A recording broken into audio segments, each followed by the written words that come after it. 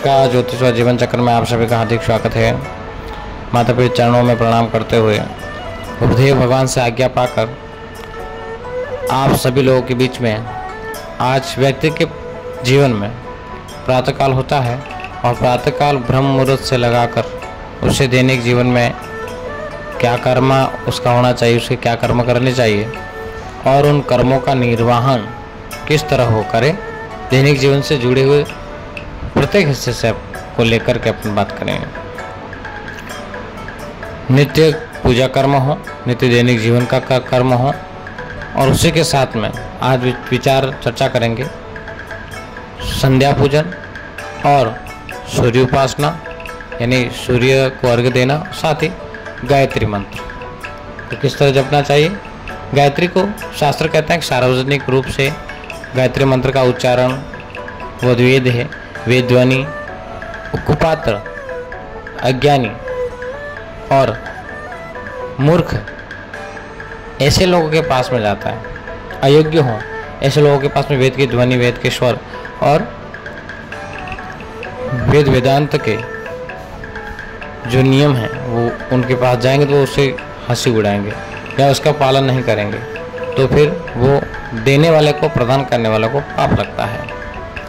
इसलिए ब्रह्मा वशिष्ठ ऋषि द्वारा, शुक्र द्वारा गायत्री को शापित कर दिया गया था, क्योंकि वेद है और वेद माता गायत्री ब्राह्मणों का मूल है।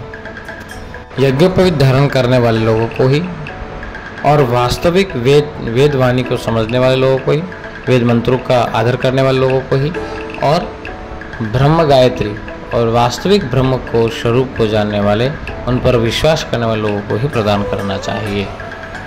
तब जाकर के ये फल देगा और ऊर्जावान रहेगा। इसलिए आइए हम जानते हैं। सभी को जय माता दी। आइए हम प्रारंभ करते हैं आज के इस विषय को। वक्रतुंड महाकाय सूर्यकोटि समप्रभः निर्विघ्नं कुरु मे देव सर्व कामार्थ सिद्धये। भगवान गणपति से प्रार्थना करते हैं हमारे सारे कार्य सिद्ध हों, हमें जीवन में सफलता मिलती रहे और भगवती की कृपा, भगवान गणेश जी की कृपा, मुकुल देवी की कृपा हम पर हमेशा बनी रहे। सबसे पहले मनुष्य को ब्रह्म मुहूर्त में उठना चाहिए। और ब्रह्म मुहूर्त कैसा? प्रातःकाल 3:30 बजे से लगा करके सूर्य उदय होने तक का जो समय है उसको ब्रह्म मुहूर्त कहा गया है। यह समय देवताओं का समय होता है। पूरे ब्रह्मांड में मानिए आप, पूरे जगत में मानिए आप, बिल्कुल शांत वातावरण होता है। सारे लोग सो रहे होते हैं। इसमें देवता विचरण करते हैं प्रतिलोक पर। शुद्ध हवा बहती है और बिल्कुल मंत्र मुग्ध कर देने वाला शीतल शांत वातावरण होता है। व्यक्ति को इस समय उठ करके प्रभु का ध्यान, पूजन, अर्चन, वंदना आदि करनी चाहिए। उससे व्यक्ति का जीवन ऊर्जावान और स्फूर्तिपूर्ण हो जाता है और प्रत्येक दिन, पूरे दिन ऊर्जावान रहता है, ऊर्जा के साथ में कार्य करता है। जो लोग ग्रस्त हैं उनके विशेष कुछ नित्य कर्म हैं, उन्हें सदैव इन कर्मों का ध्यान रखना चाहिए। वे कर्म 6 कर्म कहे गए हैं। मनुष्य को प्रातःकाल उठने के बाद में नित्य कर्म के अपन आगे बात करेंगे पूजा विधान के बारे में, और वे 6 कर्म जो हैं वो हैं स्नान करना प्रतिदिन करना चाहिए, संध्या पूजन प्रतिदिन करना चाहिए। त्रिकाल संध्याएं होती है, एक प्रातःकाल के और दूसरी शाम की कर लें, दोपहर की नहीं हो तो कोई बात नहीं, लेकिन सुबह शाम तो संध्या वंदन पूजन करना ही चाहिए। फिर जप करना चाहिए अपने इष्ट देवता का, अपने आराध्य का, या जो भी आप पूजन पाठ करते हैं उनका जप करें। देवताओं का पूजन करें, अपने इष्ट देवता का। बलि वैष्णदेव, बलि वैष्णदेव का यह मतलब है कि जो भी आप व्रत करते हैं, उपासना करते हैं, पढ़ते हैं, प्रतिदिन अग्निनारायण देव को धूप लगानी चाहिए। फिर अतिथि सत्कार करना चाहिए, अतिथियों का सम्मान करना चाहिए। और हमारे घर पे कोई व्यक्ति आता है तो हमें उनका यथोचित शक्ति के साथ में, यथाशक्ति के साथ में हमें उसका सत्कार करना चाहिए, उसकी सेवा करनी चाहिए। यह अतिथि संस्कार कहा जाता है। प्रातःकाल ब्रह्म मुहूर्त में उठना चाहिए और ब्रह्म मुहूर्त में उठने के बाद में व्यक्ति को, अब ब्रह्म मुहूर्त कैसा, कौन सा, सूर्योदय से 4 घड़ी लगभग 1.5 घंटे पूर्व में विशेष कहा जाता है, लेकिन अपन यहाँ इसको मानते हैं कि यह ब्रह्म मुहूर्त अपन मान लेते हैं, ये मानिए आप सूर्योदय से पहले का समय। सूर्योदय के बाद में या सूर्योदय हो जाता हमें पूजा के दौरान, तो वो मध्य घड़ी यानी कि उसका जो मुहूर्त है, जो शुभ घड़ी है, उसका थोड़ा फल आधा हो जाता है। प्रातःकाल आप जब खाट में उठते हैं तो कराग्रे वसते लक्ष्मी ही, कर मध्य सरस्वती, कर मूले स्थितो ब्रह्म प्रभाते कर दर्शनम। इस मंत्र का अपने हथेली को निहारते हुए, अपने हथेली को देखते हुए इस मंत्र को पढ़िएगा मन में और ध्यान करिएगा। फिर भगवान विष्णु की पत्नी पृथ्वी, पूरा दिन हम इस पे घूमते हैं, इस पे अच्छी बुरी चीज़ों को डालते हैं, और ये माँ है, जगत जननी है, ये चाहे इस पे लोग गंदगी करते हैं, कूड़ा डालते हैं, कचरा डालते हैं, कैसा आचरण करते हैं, फिर भी माँ को भी बुरा नहीं मानती। इतना संयम है, इतना धैर्य है पृथ्वी में, तो पृथ्वी माता को प्रणाम करिए। समुद्र वसने देवी पर्वत स्तन मंडिते, विष्णु पत्नी नमस्तुभ्यं पाद स्पर्शम क्षमस्व मयि। इस मंत्र को पढ़कर, ये मंत्र लिख लीजिएगा आपको, और इस मंत्र को पढ़ते हुए आप भगवती को प्रणाम करिए। फिर अपने जो पैर हैं वो नीचे रखिएगा। इसके बाद में मंत्र कोई आता है नहीं आता है तो हाथ जोड़ करके उन देवता का या उस वस्तु का नाम लेकर के प्रणाम कर देंगे, तो भी कोई दिक्कत वाली बात नहीं है। फिर अपवित्रम पवित्रो वा सर्वावस्थान गतोपि वा ईशमृत पुनरिकाक्षो सवाया भयंतर सोचे। इस मंत्र का जाप करते हुए अपने पवित्र धारण कर लेवे, हाथ मुँह एक बार धो लेवे और स्मरण करें भगवान गणेश का। वक्रतुंड महाकाय सूर्य कोटि संप्रभा निर्विघ्नं कुरु मे देव सर्वकार्येषु सर्वदा। और फिर गणेश अंबिका को प्रार्थना करते हैं के बाद में विष्णु का स्मरण करिए, भगवान भोलेनाथ जी को याद कर लीजिए, भगवती कुलदेवी को याद कर लीजिए, और नवग्रह देवता हैं सूर्य मंडल को याद कर लीजिए, और त्रिदेव के साथ में नवग्रह देवता जो हैं उनको नमस्कार कर लीजिए, ऋषि हैं ऋषियों का स्मरण कर लीजिए, और इसके बाद में आप सारों सबका नाम लीजिए। नाम याद नहीं तो ब्रह्मा विष्णु महेश ऐसे नाम जप करते हुए प्रणाम करिए, सबसे निवेदन करिए, और ये धन्यवाद दीजिए कि आपने मुझे आज फिर इस दिवस को दिया है, आज मुझे फिर से नींद से उठा करके अपने कर्म को करने का जो अवसर प्रदान किया, उसके लिए सभी को धन्यवाद, प्रभु को धन्यवाद दीजिए। फिर उठ करके क्या करेंगे आप, नित्य कर्म से निवृत्त होंगे, सोच जाएंगे, लघु शंका करेंगे। लघु शंका ने पेशाब को कहा गया है। हमारे जीवन में सोच का बहुत ही महत्व है। गायत्री हमें योग सिखाती है, प्राणायाम सिखाती है। हम आगे प्राणायाम के बारे में बात करेंगे। मेरे यूट्यूब चैनल पर मैंने प्राणायाम के बारे में और त्रिकाल संध्या, तीनों संध्याओं के बारे में वीडियो बना रखा है, उसको आप देख लेंगे। सोच का इतना महत्व है कि हम ऊपर से तो नए कपड़े पहन लेते हैं, मेकअप कर लेते हैं, सज धज लेते हैं, लेकिन अंदर से हम स्वस्थ और सफाई नहीं करते हैं। हम जितना भोजन ग्रहण करते हैं, शायद मुझे लगता है कि हम उतना भोजन बाहर नहीं निकालते होंगे, और फिर हम झटपट से सोच से निवृत्त होकर के या फिर पूजा कर्म मंदिर जाना सारा कर लेते हैं। हम भले ऊपर नहा लिए हैं, साबुन लगा दिया है, शैम्पू लगा लिया है, कोई ऐसी चीज़ लगा दी है, लेकिन हम अंदर से अपवित्र हैं। इसलिए आपको पवित्र होना है। पवित्र कैसा होगा, आपको पूर्ण रूप से सोच जाना है, और सोच जाने के बाद में आपको अच्छे से स्नान आदि से निवृत्त होकर के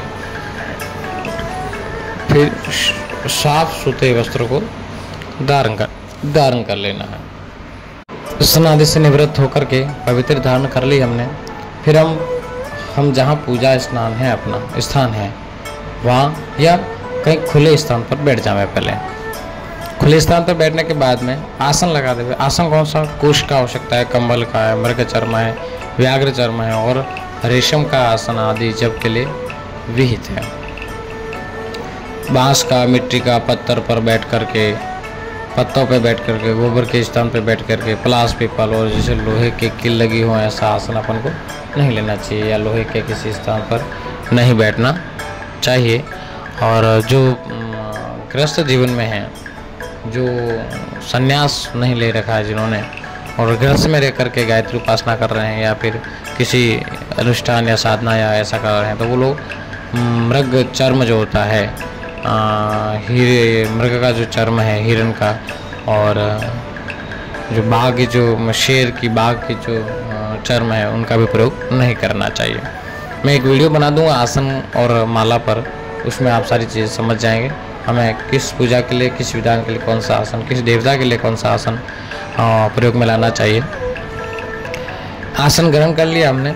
एक बार जो भी आपके पास में अवेलेबल है वो ले लेवे। लाल कलर का आसन है, पीला कलर का आसन, दोनों में से एक चूज कर लेवे, या फिर कुश का आसन हो तो बहुत महत्वपूर्ण है, बहुत अच्छा रहेगा। बैठने के बाद में आप शिखा बांध लेवे। कोई भी वैदिक कर्म बिना शिखा बांधे नहीं करना चाहिए। शिखा हमारी सनातन संस्कृति की धरोहर है, एक महत्वपूर्ण अभिन्न अंग है। शिखा हमको बांधनी चाहिए। शिखा सभी सनातनियों के, हिंदू धर्म को पालन करने वाले और गायत्री जप करने वाले या पूजा पाठ में विश्वास करने वाले की होनी चाहिए। शिखा बंधन चिंदु पणिमाये देव्य तेज समझते तिष्ठ देवी शिखा मध्य तेजो व्रतिम करुष्य में।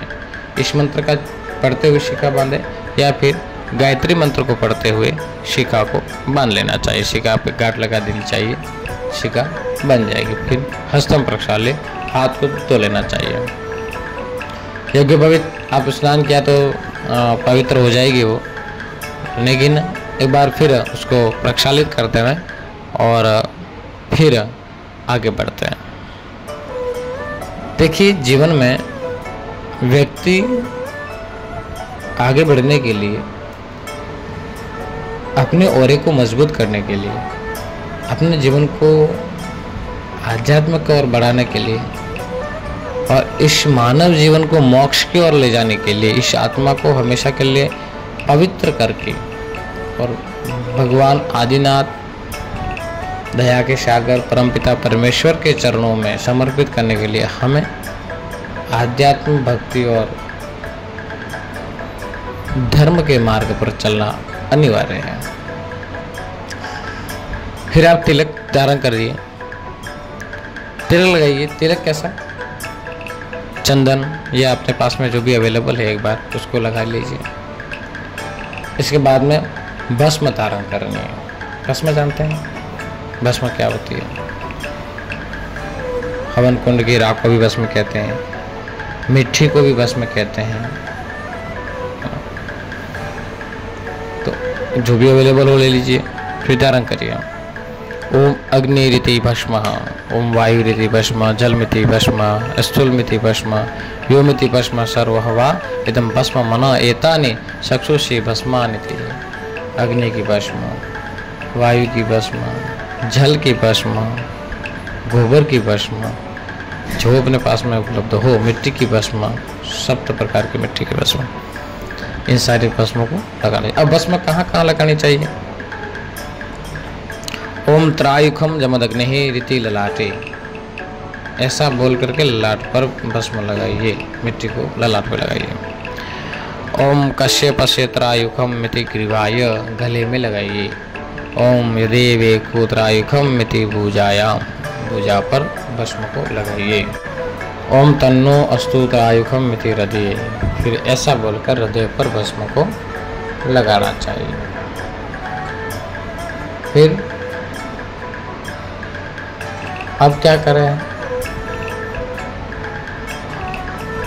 अब हम प्रारंभ कर दें संध्या वंदन।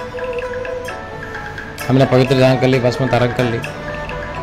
सूर्योदय से पूर्व जो आकाश में तारे भरे हों वो संध्या उत्तम मानेगी, प्रातःकाल 3 बजे वाली।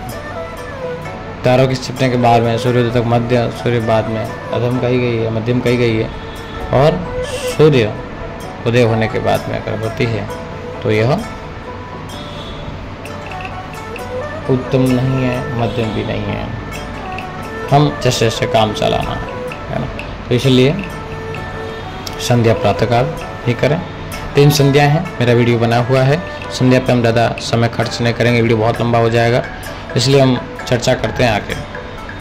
संध्या वंदन में क्या होता है वो आप सभी लोग जानते ही हैं। अपने इष्ट देवता की जब तक पूजन अर्चना हमें करना चाहिए, और इसके बाद में हमें अपने जो मूल मंत्र हैं, जो मूल साधना है, उस पर आना चाहिए। संध्या और गायत्री जप के लिए हम क्या क्या वस्तु उपलब्ध होनी चाहिए हमारे पास में? एक जल का लोटा ले लेवे, घंटी जो गरुड़ घंटी बजती है छोटी वो, और जल पात्र, विशेष जल छोड़ने के लिए पात्र छोटा ले लेवे, चंदन पुष्प जो भी आपके पास में अवेलेबल है, पंच पात्र 2 ले लेवे, जो पंच पात्र आप जानते हो छोटे तांबे के होते हैं जिनमें जल भरा जाता है। आचमन के लिए एक ले लेवे, चम्मच ले लेवे छोटी तांबे वाली हो, और अर्घ्य के लिए एक पात्र ले लेवे जिसमें अर्घ्य छोड़ा जावे, और जल गिरने के लिए एक तांबड़ी छोटी सी तांबे का हो या कोई ऐसी वस्तु ले लेवे जिसमें अपन जल गिरा सके, और आसन ले लेवे। आसन कैसा लेना वो मैंने आपको आगे निवेदन किया है।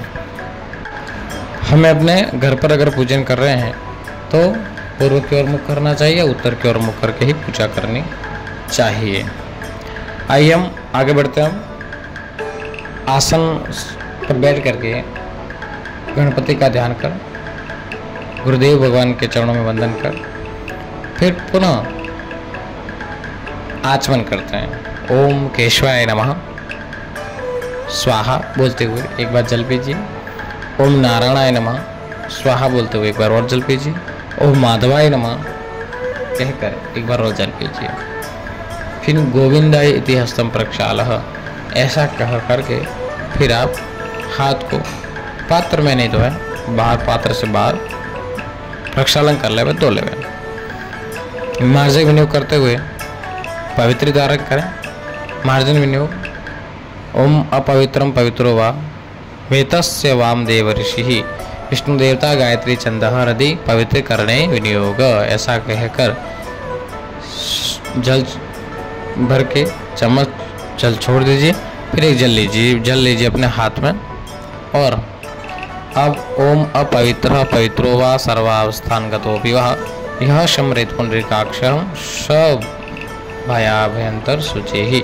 इस मंत्र का पढ़ते हुए अपने ऊपर और अपने आसपास में रखे हुई सामग्री पर जल छिड़कना चाहिए। अगर ये मंत्र याद नहीं हो तो भी हाथ में जल लेकर के छिड़क दीजिए। फिर पृथ्वी माता को प्रणाम करिए, और संध्या के लिए संकल्प लेना चाहिए। संकल्प कैसे? ओम विष्णु विष्णु विष्णु अद्य उत्पादुरितक्षकाय पूर्वक श्री परमेश्वर प्रीत्यर्थम संध्योपासनम संध्यो उपासना अहम करेशे, है ना। या फिर आप उसमें कोई मिस्टेक हो या कोई तकलीफ आ जाए तो यथाशक्ति संध्या उपासना हम करेशे ऐसा कह दीजिए। फिर आप प्राणायाम करिए।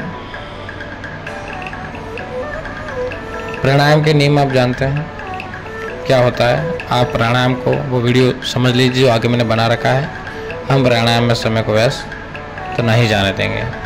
इसके बाद में प्राणायाम 3 प्रकार के होते हैं, पूरक, कुंभक और रेचक, और मैंने अगला वीडियो बनाया उस पर आप ध्यान दीजिएगा, आपको प्राणायाम समझ में आ जाएगा।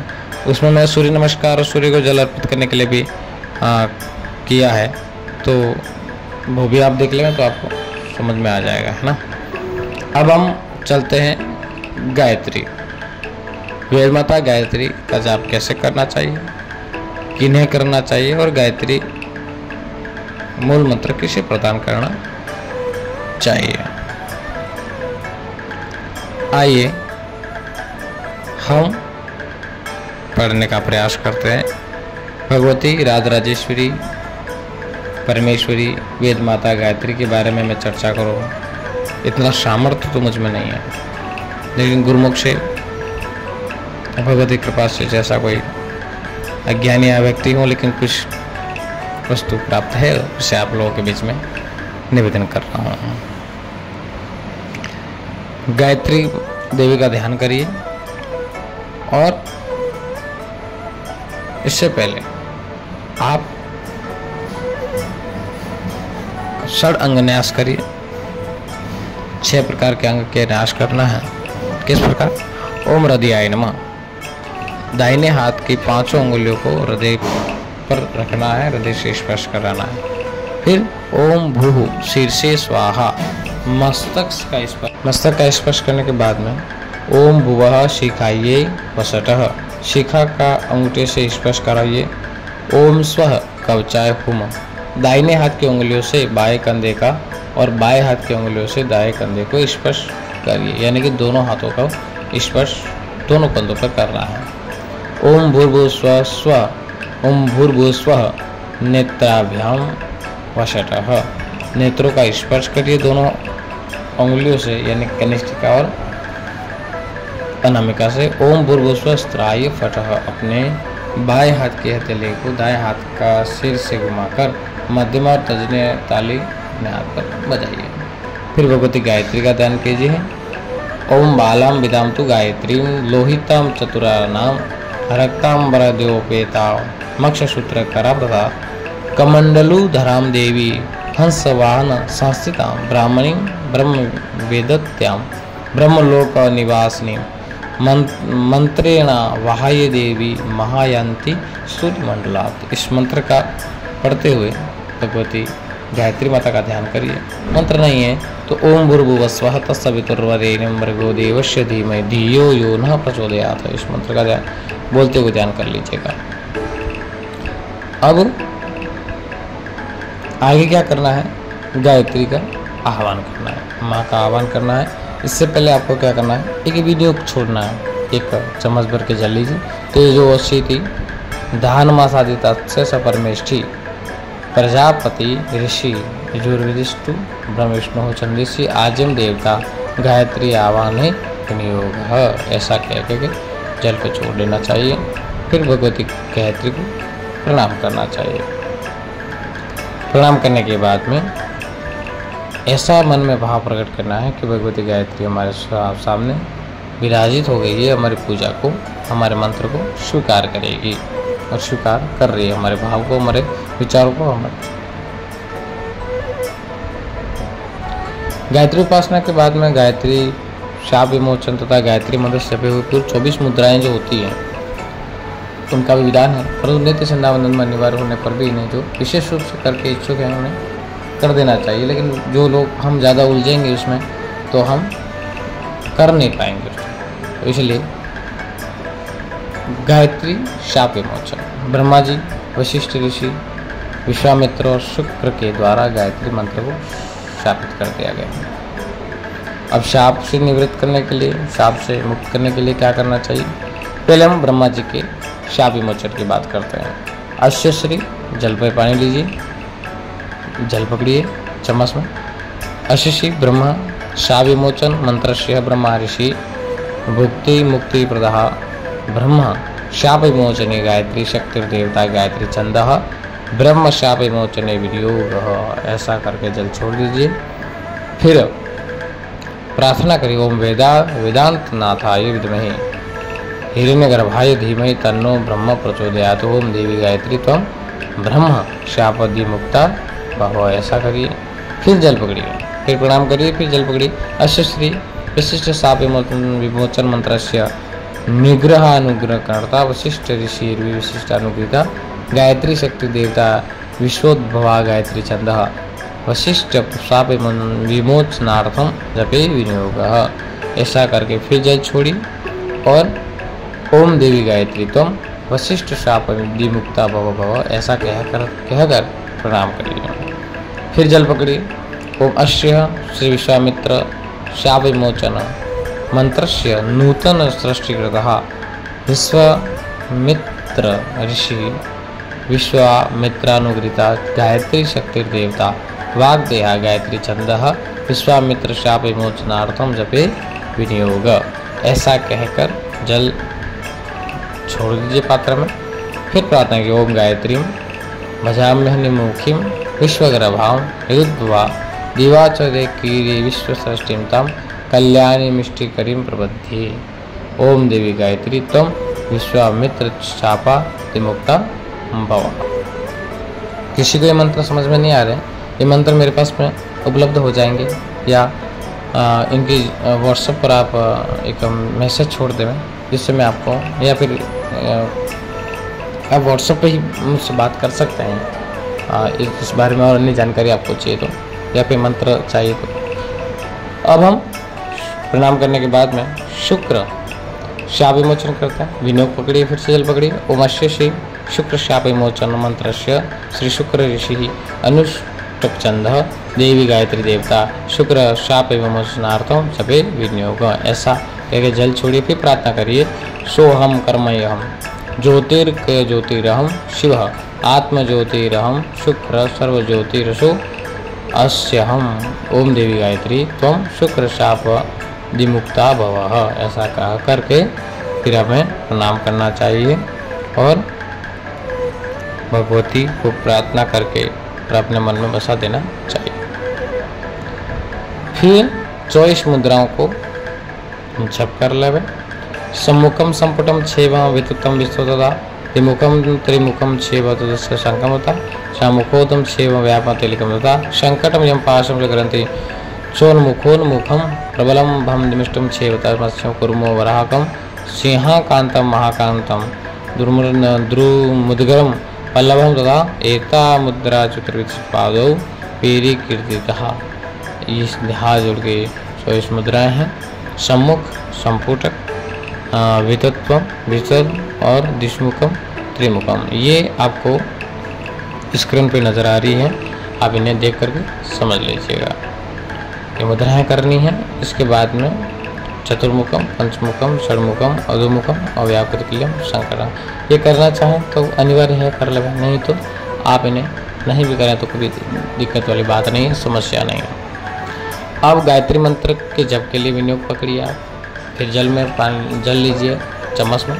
ओमकारस्य ब्रह्मा ऋषि गायत्री छंदः परमात्मा देवता ओम भूर्भुवस्सुः स्वरिति महा व्यारितितां परमेष्टि प्रजापति ऋषिर गायत्री नुष्टु भस्म छंदासी अग्निर्वायु सूर्या देवता। ओम तस्य वितुर हरितस्य विश्वामित्र ऋषि गायत्री छंद सविता देवता जपे विनियोग। ऐसा जल छोड़ने के बाद में गायत्री मंत्र को 108 बार जाप करना चाहिए। 108 बार जब न हो सके कम से कम 10 बार करना चाहिए और करमाला से हाथ पर गिनते हुए जब करना चाहिए। नहीं तो रुद्राक्ष की माला सर्वमान्य है, रुद्राक्ष की माला ले लीजिए और 24 लाख माला जप करने के बाद में गायत्री का पुण्य चरण माना गया है। 32 लाख भी कहते हैं, इसमें कहा जाता है, कहीं कहीं वेद में मिलता है। तो 24 के बाद में आप उनको जपना ही पड़ता। 24 के बाद में जागृत हो जाता है पूर्ण तरफ से और व्यक्ति को पूर्ण रूप से आध्यात्मिक और भीतर से पवित्र और प्रभु से जोड़ने के लिए सुगम रास्ता बना लेता है। अब गायत्री मंत्र को किस प्रकार से पढ़ना चाहिए? गायत्री मंत्र से एक लाभ भी है, हमारे फेफड़े जो होते हैं वो साफ हो जाते हैं, कोई बीमारी नहीं रहती। कैसे? ओम भूर्भुवस्वः तत्सवितुर्वरेण्यं भर्गो देवस्य धीमहि धियो यो न प्रचोदयात्। इस तरह से गायत्री मंत्र को बोलना चाहिए, वेद मंत्र को इस तरह उच्चारण करना चाहिए, तब जा कर के वो फल देते हैं कली काल में। तो इस तरह से आप बोलेंगे तो आप 10 बार 20 मंत्र को बोलेंगे तो थक जाएंगे। तो प्रातःकाल ऐसी हवा आपके फेफड़े फूलने लगेंगे तो आपके भीतर हवा जाएगी शुद्ध और वापस आएगी तो फेफड़ों को शुद्ध कर देगी, तो हमारे शरीर के भीतर बहुत सारी बीमारियां निकल जाएगी। अब गायत्री मंत्र का अर्थ क्या होता है? भू सत, भुव चित्त, स्व आनंद स्वरूप सवितो देवस्य सृष्टिकर्ता प्रकाशमान परमात्मा के तत्व वरेण्यम भर्गव उस प्रसिद्ध वरेण्य तेज का हम ध्यान करते हैं। यम जो परमात्मा न हमारी धीय बुद्धि को सत्य की और प्रचोदयात प्रेरित करता है। अब इसके बाद में गायत्री मंत्र के जाप के बाद में हमें 8 प्रकार की जो मुद्रा हैं प्रदक्षिणा के साथ में इन्हें पूर्ण करनी चाहिए। यानी कानी से पापानी जन्मांतर कृतानि च तानि सर्वाणि पदस्व परिश्राम पदे पदे, ऐसा भगवान को कहते हुए अर्पण करें। और फिर सुरभि ज्ञान वैराग्य योनि शंकर लिंगम पंकजम और निर्वाणम, ये 8 मुद्राएं और करनी चाहिए। अनेन गायत्री जप कर्मणः सर्व अंतर्यामी भगवान नारायण वेदान नमः, ऐसा करके भगवती गायत्री को अर्पण कर दीजिए। क्योंकि कलिकाल में कोई मनुष्य अपने पास में कोई कर्म नहीं रख सकता है। पापी शरीर है, पापी आत्मा है। जो भी हमने जब तक प्राप्त किया है वह भगवान को अर्पण कर लेना चाहिए और प्रभु के चरणों में निवेदन करना चाहिए। हे भगवान, हमने जो जब तक आपको आपका जो उत्पन्न शक्ति है, हमारे जब तक संध्या साधना भक्ति के माध्यम से जो उत्पन्न वो हम आपको सौंपते हैं। तेरा तुझको अर्पण। उस फल के द्वारा हमें हमारी श्रद्धा के अनुसार जो हमने तप किया, उस तप की शक्ति के बराबर हम पर कृपा करना, हमारी मनवांछित फल को हमारे मन के कामना को पूर्ण करना, मनवांछित फल प्रदान करना और हम पर हमेशा आशीर्वाद बनाए रखना। भगवती गायत्री वेद माता आप सब पर कृपा करें, आपके मन को पवित्र कर, आपके हृदय को बिल्कुल सरल करके आपको परम लोक की प्राप्ति हो, इसी कामना के साथ में धन्यवाद।